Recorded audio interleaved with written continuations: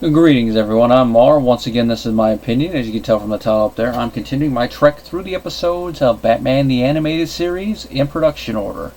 This, of course, is episode 8, The Forgotten. And like I mentioned at the end of the last video, this is one I do remember from my childhood. Like little flashes of it, mainly the fact that Batman went undercover, was part of a chain gang, and that was about it. Other than, of course, the line at the ending, where he reveals to his newfound friends who he is.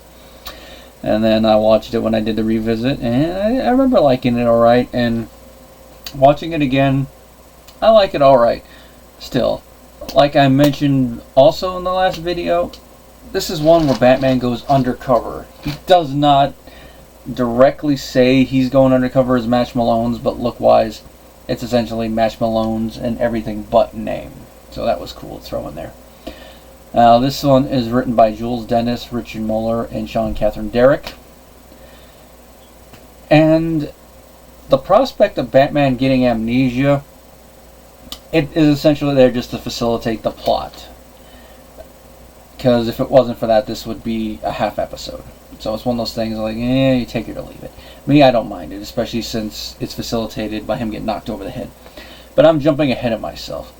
The plot of the episode is we see Batman volunteering at one of the many homeless soup kitchens that are in the city, which does show that he does more to try to help Gotham than just go out there and beat the crap out of criminals dressed as a bat. He does throw money around, and he also throws his time around in other ways. So it's nice to see that. He's talking with the guy that runs it and says that, yeah, some of my regulars, they haven't been coming here. It seems like they're disappearing. So Batman decides he's going to go walk the streets. But if he goes as Batman, he might not get their answers. So he's going to go incognito. Enter homeless man number 1. Now he goes there, goes down to the area where the people have been vanishing. He gets attacked. He has the upper hand at first, but then he gets distracted by a cat. This is the one part of where I'm looking at him like, really? Out of everything, you couldn't just have another guy just come out of nowhere and then hit him. You had to have him get distracted by a cat.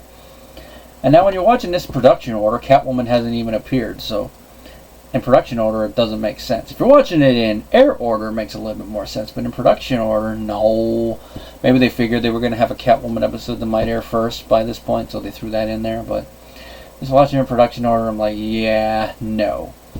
Now he gets knocked over his head with the small little club thing that you see in 1,000 cartoons, and he wakes up and he's in a chain gang prison that's being run by this fat, rich guy named Boss Biggest, name that's really on the nose there.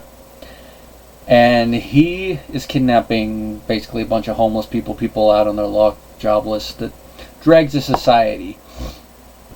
The kind that even if the family file missing persons reports, the police are not going to spend a lot of their resources to find. Basically, the same type of motivation that some serial killers have for why they target prostitutes. That the cops are not going to care as much to try to solve it. Now, the boss's major flaw here is, of course, is that in this case he kidnapped Batman, but Batman does not have his memory at this point. He's getting flashes, he knows what he's seeing isn't right, but there's not really much he can do. Because he sees the minions throw this one guy that's been there for a while, basically in the hot box. We see them put into the mines, and they're digging up gold. Now, Boss Biggest, he's a character that his name really betrays what he is. He's basically a boss, and he's big. He's very corpulent. Like, I know I am not essentially the smallest of people, but he's basically a lot heavier than I am. Because I'm assuming he's also shorter than I am. But he's like more round. And of course, voiced in the episode by George Murdoch. He does a pretty good boss voice, by the way. Makes you really hate this character. Because every time we see him, he's just chewing on food. He's very gluttonous.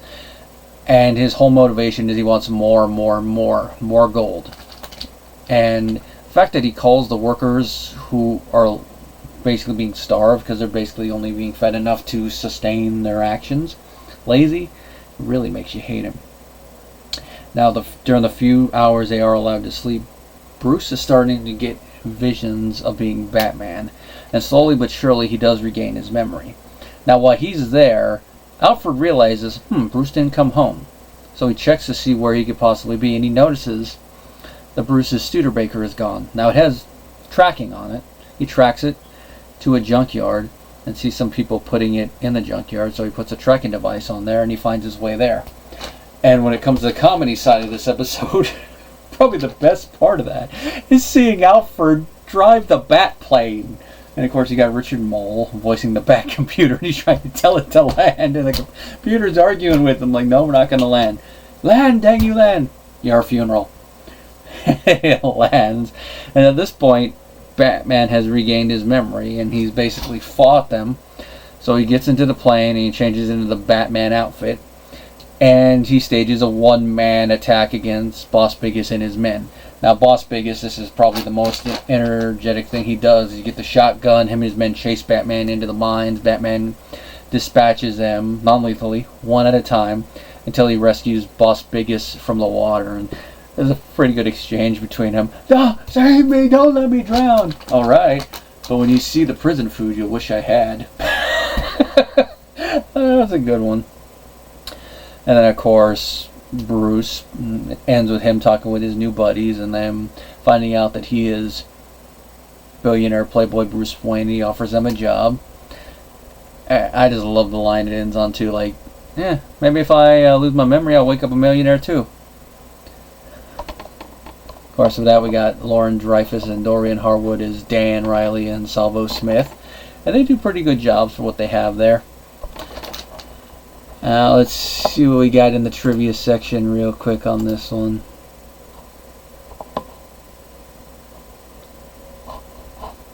This is what Bruce Timm had to say. "I didn't want to do this show from the very beginning.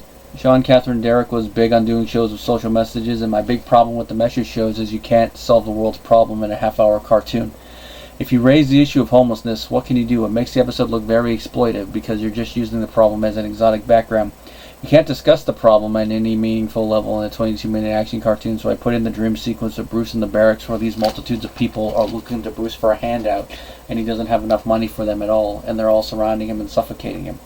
It's not enough for him to put a band-aid on the problem at the end by offering two guys a job. It doesn't work." Now, Bruce does have a point there. I mean, it is kind of hard to comment on it. But that is where doing it in the subtext thing and hoping that the people watching the show are smart enough to figure out what you're saying or think on it. Now, obviously, the little kids are not really going to notice a lot of it, but as they watch it repeatedly and they get older, they're going to notice it. That's the beauty of rewatching stuff. Now, he's kind of right. It is kind of putting a band-aid on a gunshot wound at the end by offering them jobs, but especially in a place like Gotham City, every little bit helps. But of course, as they show in the little dream sequence where everyone keeps offering for a handout, there's only so much that Bruce can do with there. Now, that kind of, you can make the argument maybe that kind of shows the flaw in Bruce trying to help the city in the multiple ways he does, is that no matter what, it will never be enough. That depends also on what angle we're looking at with Gotham, like especially if it's a Gotham with all the corruption. With the Gotham of how it's portrayed in the show, though, where there's not really as much corruption in his other versions, it's a little bit more feasible. But you could also read that as his subconscious worry that no matter what he does, it'll never be enough to help the city. Now, director Boyd Kirkland felt that the broadcast standards and practices undercut the script's essential message. There is a sequence at the beginning where Batman is wandering around the city trying to find out why people are disappearing. It was staged with homeless people hanging around on sidewalks, families, mothers, and kids. They made us take all that out of the boards. They said it was too much for kids to see that maybe a woman or a family can be out on the streets. They essentially asked that we only show men as homeless. That, another instance where standards and practices interferes in a way that they shouldn't have. Because one, showing that only men can be homeless, it's like, really? Why? What practical reason we only have to show that? I mean, by the time you're old enough to be forming memories and watching this, you should at least have a base idea that some people just get down on their luck and for whatever reasons end up on the streets.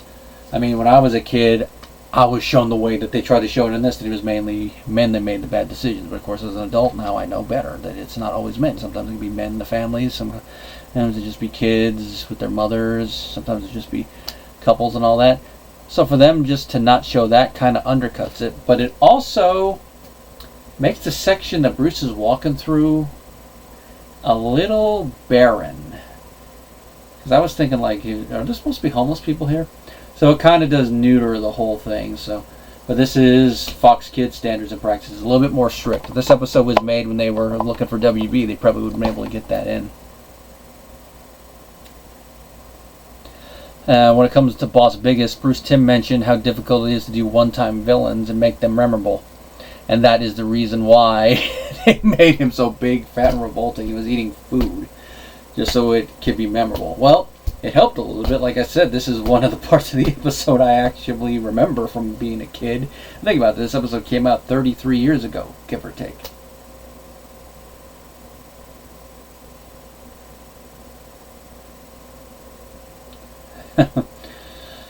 That's really all there is to say about this episode. I mean, the animation's pretty decent. Oh yeah, there's one other thing, the score. I love the bluesy score. Especially the use of the harmonica, the use of all the bluesy instruments really does set the tone for the Chain Gang mining camp vibe, especially when it picks up the tempo. Really good one.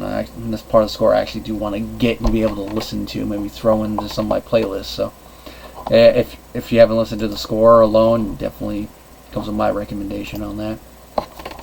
And of course, now we're going to another Joker episode. The next one is going to be a Clown. So we'll see how this Joker episode is. And of course, after that, we're going to have the first two-parters. So we're getting into the part of the show where they're more or less comfortable with how they're making it. So we'll see if this Joker episode, though, is better than the last one. Hopefully. Till then, everybody.